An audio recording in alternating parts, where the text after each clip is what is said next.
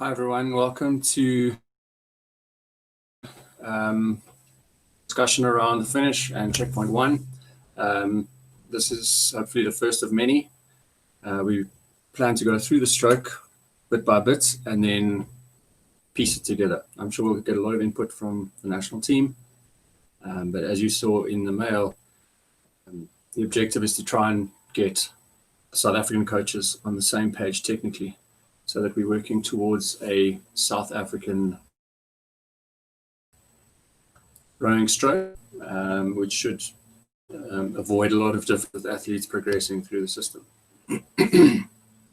Anyway, I have put together a small slide presentation that I will share with you now, and then a video at the end in which I kind of sum up a few of the points in a more visual basis.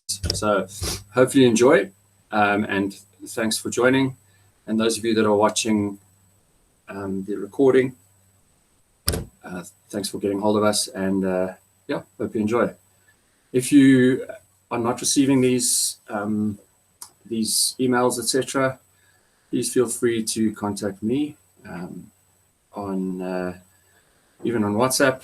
So, or Gaynor Dutoy at the Rosa office. We have a database that we're busy working on, and it's nice to be able to have the whole coaching community in South Africa, no matter what level, together in one forum. So here we go. Here's hopefully can share this easily. Right, share.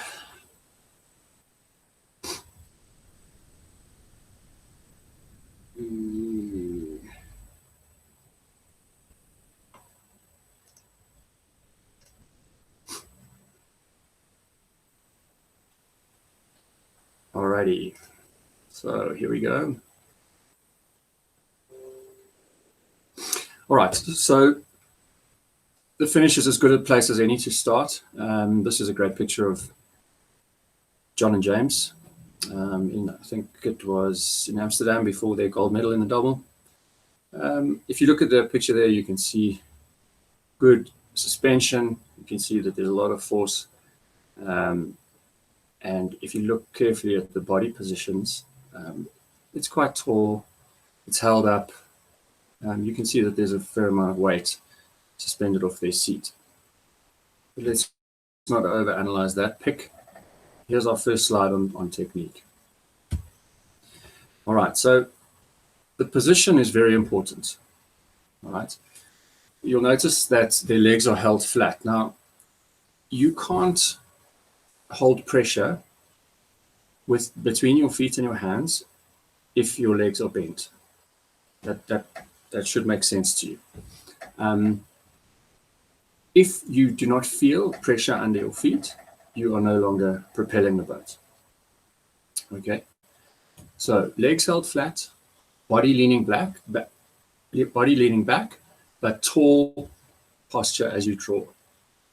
The objective is to try and have an open chest, okay, an emphasis on engaged lats and lower traps in particular, but all the back musculature that we will look at a little bit later on.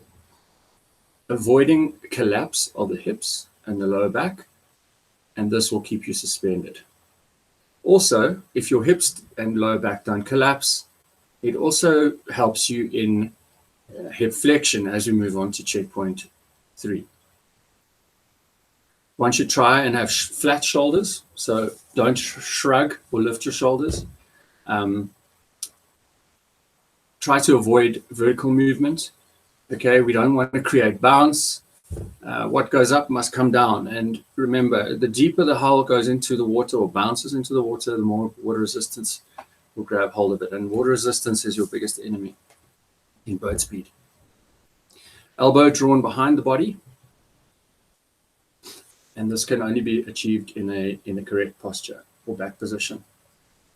The level of your hands, the draw to the finish should be flat, i.e. a flat draw plane in line with the rest of the drive, not drawn down into the lap. one needs to feel free. One needs to feel that they're holding the finish, so holding, so that the blade depth remains constant. Okay, and your head should be looking straight ahead, not curved down towards your tummy, and also not thrown back, so that you lose pressure on your feet. All right, it's important to understand that if you want to keep force on the boat as long as possible, you need to have your back engaged. You don't collapse down and row into your lap. Okay, it's not to say that you need to be in a falsely tall position or super rigid, but you do need to make sure, particularly, that you focus on the latissimus dorsi, or the lat, as most people refer to it, through the finish. Okay, avoid tension here in this muscle here is called levator scapulae. It pulls your shoulders up towards your ears. And also try and avoid too much tension in the top of your deltoid. So this is your deltoid muscle here, this triangle. You want to keep all of this musculature engaged as you draw the handle through with your arms.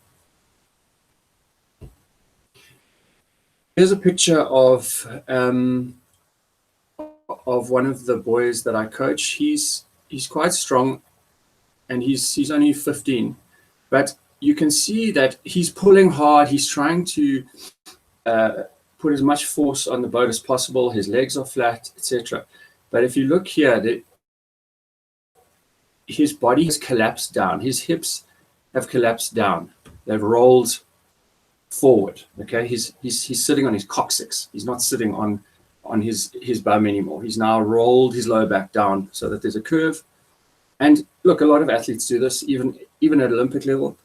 But it is important that you keep pressure and you are able to hold suspension. That's why I put this arrow here, is because as soon as that collapses, the body weight comes down onto the seat more, which means there's less suspension, which means there's less of your body weight actually being used to propel the boat. Instead, it's being used to keep the boat in the water. All right, so that's pretty much running through the drive. Then let's talk about the release. Okay, we're still close to checkpoint 1. The aim of an effective release is to extract the blades from the water at the completion of the drive with as little disturbance to the run of the boat as possible. Okay, one should be using one's hands and fingers. One should be holding body position. When do you take the blade out of the water? You take the blade out of the water when you lose connection. Okay, this means that you are no longer propelling the boat, so there's obviously no reason why you should leave the blade in the water. So that's when you need to tap the hands down, go onto the feather, and move away. It's a circular and flowing movement. All right. At all levels of rowing, there's this constant debate around rhythm, hand speed, all these things. In South Africa, I would say that what we aim to do is have a circular, flowing movement around the finish with the boat. So we're not pausing and then rushing up, just as we are not getting to the finish and spinning away before we have actually finished the stroke. Those are the two extremes. But the point is, how long can you keep connection? How clean can you release the boat? How smoothly can you move your hands onto the recovery so that you're not disturbing the boat? And remember, things that disturb a boat are acceleration or deceleration. So if you're doing funny things or rough movements that are sudden accelerations or sudden decelerations, you can't be as efficient as possible. And you'll often hear top coaches talk about moving with the boat. That's what they mean. All right. The blade needs to be extracted fast enough not to be caught. So obviously, it's a vertical movement. There is an open gap behind the spoon that you have created by accelerating. There's an air gap behind the blade. And that puddle, as you release the blade, the puddle will close up and come through. All right. You need to make sure that you are extracting the blade cleanly. An inadequate finish is easy to see on the spoon because you can see messy water. Symptoms: turning the blade. Some athletes actually start thinking about taking the blade out before they reach the finish. And in their mind, taking the blade out means feathering. Okay, this is all got to do with dropping the hands. But if you still have pressure on the spoon and you turn the blade in the water, if there's enough pressure on the spoon with a negative pitch like that, it should dive. Okay, so you need to concentrate on holding it through, same position, and extracting. Okay, the goal is to take the blade out as dry as possible. Okay, the release should be executed with flat wrists or a slight downward tap and then a rotation of the wrist. In sweep rowing, one should be able to feather and square with the inside hand, even though you do see a lot of athletes nowadays feathering with the outside hand, which does often cause the outside shoulder to drop. Here's a picture of an 8. I thought a good example of a messy finish. So they've accelerated the boat to a certain point, but now they are stuck. And I know Roger in the past has used the expression releasing it with the brakes on. Okay, you can see that it's stuck. The boat is not going to run on smoothly from there. You've put a lot of effort in, but then you can't actually, the boat doesn't actually run on because it's getting stuck. Common faults: pulling the handle down into the lap. I've already touched on that. This causes the blade to wash out. Okay, out of control, throwing your body too far back at the finish so the handle moves downwards. Okay, so if you're throwing your body back, your body moves away from your hands. Okay, and also obviously this causes that vertical movement that I was talking about. Handle slowing down at the finish, so there's not enough acceleration. Normally, if there's not enough acceleration on the finish, you will see something earlier on in the drive. But I don't want to go down that road just yet because we will get to that point. Lack of skill with feathering, very common with beginners. How they're holding the blade and the skill that they have with this new movement of feathering and squaring. Are they using their fingers and their thumb? Are they using their wrists? Are they using their elbows to feather and square the blade? Okay, another one is elbows winging out at the finish. Okay, if your upper back collapses, you often find athletes doing this with their elbows. Then the other one is elbows dropping down. If you finish through and you cock your wrist like this, there's no way that you can hold the same amount of pressure than if you had a nice flat wrist. So remember what we said in the beginning: open chest and holding onto pressure. You don't want to be there. You don't want to be there. You want to be holding on, similar to a pulley row in the gym. If any of you have ever done that, you can feel where you're in a strong position. Okay, it's difficult to pull in here. All right. Another fault is drawing the handle too far past the body. Okay, pulling it right past so that you can't be strong over here, and then also cutting it off short. So drawing through and cutting it out really early. You could be cutting off parts of force that could be applied on the boat. But once you lose pressure under your feet, that's when you need to extract the blade. A lot of athletes lean too far back at the finish, especially rowing a lot on the ergo.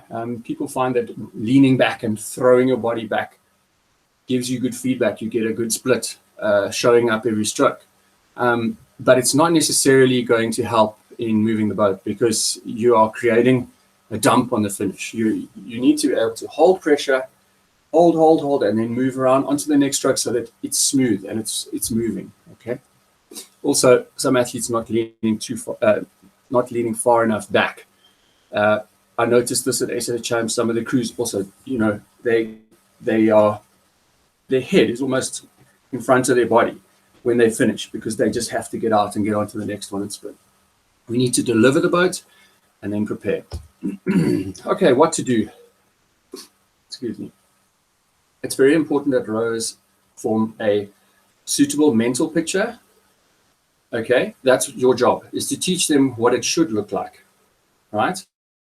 And hopefully this is exactly why we're doing these things, these small talks, is to try and give you guys an idea of what we feel is the best way to do it. Yes, there are other ways, and there are many different styles of rowing, but we like to keep it as simple as possible, and we believe that it works. The second thing is that once they understand the picture, they need to have a sensory feel for how they should move. And in this presentation, I feel this is one of the most important positions, is they need to understand the correct pattern of correct posture and the finish, so that they can release the boat well. Use videos, use ergos in front of a mirror. That's also a very good way of teaching this. Your picture internalized by them in the correct movement. What a lot of beginners lack is the core stability and strength. So some of them can't sit in the correct position, and in that case, you need to start looking at how you can reach that. You know, are there things that you can do on land? You know, do they need to do a bit more jogging? Do they need to do skipping? Do they need to do core exercises? Do they need more flexibility? All right, some drills for the finish.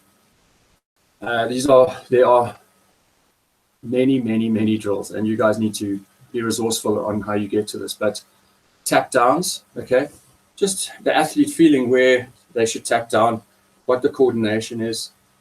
It's simple, but it's highly effective. Arms only rowing. Okay, we're working on the finish, so let's isolate the finish of the stroke. There's nothing more to it. Square blade rowing. So they get to understand how the blade comes out. They understand what's happening with the water behind the blade. And they also understand how far they need to drop their hands to get clear of the water. And then another exercise which I really like is the late feather. So you come out square, and then you feather, say, as they go over their thigh or their knees. Krilia, I think, again, isolating the finish, but giving a little bit of slide, so you can generate more acceleration and feel of acceleration in the boat. Yeah, I think those are all good. And then my last point under there is just, I can't see it because there's a prompt here for me. If the drive is not coordinated and connected, it is very difficult to release the boat in the correct position and with acceleration. So there it is, checkpoint 1. We've gone through the finish. We've gone through extraction, or what do I call it? Extraction, yes. Paused and feathered at the low point of the recovery plane. Technically, this is checkpoint 1. And from there, we will move on to the next. All right.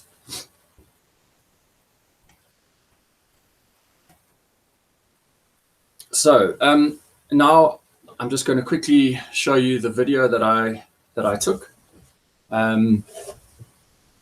Hopefully it sums things up for you. All right.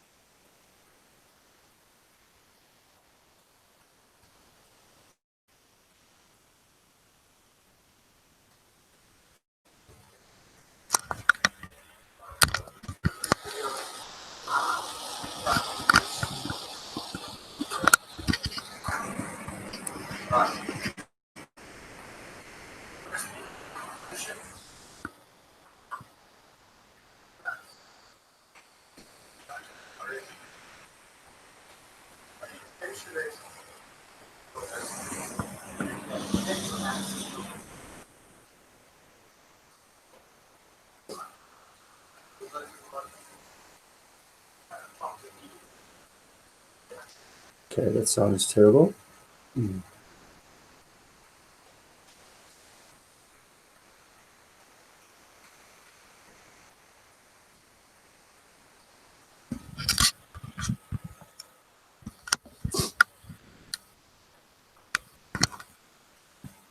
Okay, sorry about that. The volume is just not good.